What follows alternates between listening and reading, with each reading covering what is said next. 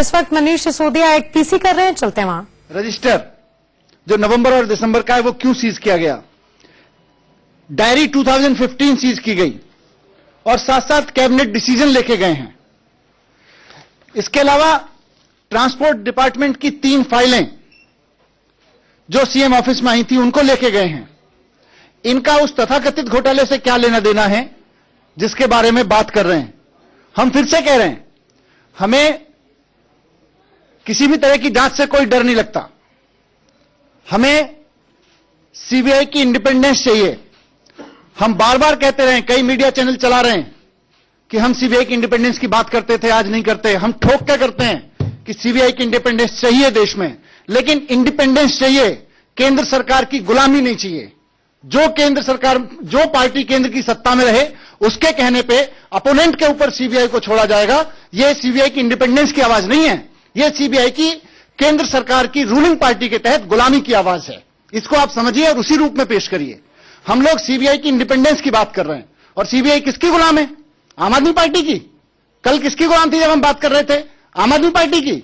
CBI गुलाम थी कल केंद्र में बैठी हुई रूलिंग पार्टी की और आज फिर रूलिंग पार्टी की है। और वो केंद्र के इशारे पर दिल्ली के मुख्यमंत्री के दफ्तर में मेमो सीज, यहां से उनके रजिस्टर, फाइल मूवमेंट रजिस्टर तक सीज करके ले जा रही है और फिर पार्लियामेंट में स्टेटमेंट दिया जा रहा है कि इसका मुख्यमंत्री के दफ्तर से कोई लेना देना नहीं है। यह कैसी बयानबाजी है पार्लियामेंट में? पार्लियामेंट को धोखा दिया जा रहा है देश की। यह मैं आपके सामने रखना चाहता हूं।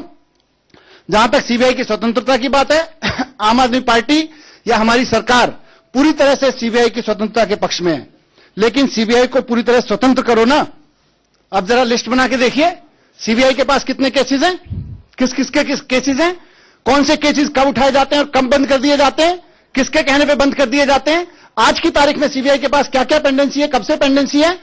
यह स्वतंत्रता की बात है सीबीआई की। सीबीआई की स्वतंत्रता इस पर नहीं है कि आप दिल्ली के चीफ मिनिस्टर के दफ्तर में आकर रेड कर देंगे और हम कहेंगे तो सीबीआई की स्वतंत्रता के खिलाफ हो गए हम लोग पूरी तरह से सीबीआई की स्वतंत्रता के पक्ष में हैं, लेकिन सच में स्वतंत्रता के पक्ष में हैं। मुझे इतना ही रखना था आपके सामने।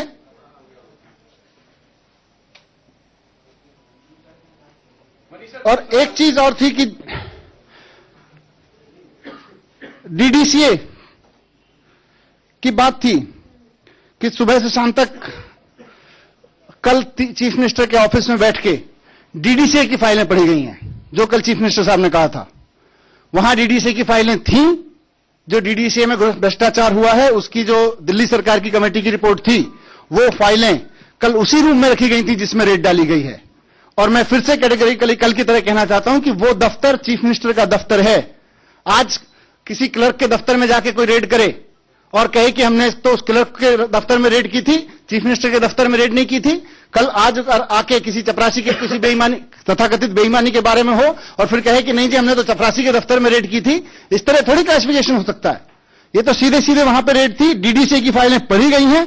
पूरे दिन टीम ने बैठ के, सीबीआई ने उन फाइलों को बहुत माइन्यूटली पढ़ा है और हमारे लोग बता रहे हैं जो लोग वहां थे कि वो फाइलें ले जाने की तैयारी कर रहे थे। लेकिन जब कल शाम को चीफ मिनिस्टर साहब ने बोला कि हम जब उसको खुलासा किया कि किन फाइलों को देखा जा रहा है, किन फाइलों के लिए सीबीआई वास्तव में वहां पे आई है, तब उस फाइल को छोड़ के गए वहां पे वो।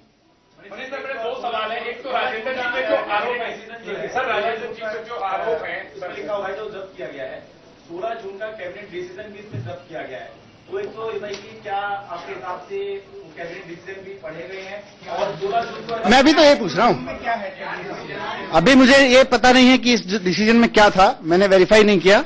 लेकिन कैबिनेट डिसीजन इस सरकार के सीज किए जा रहे हैं।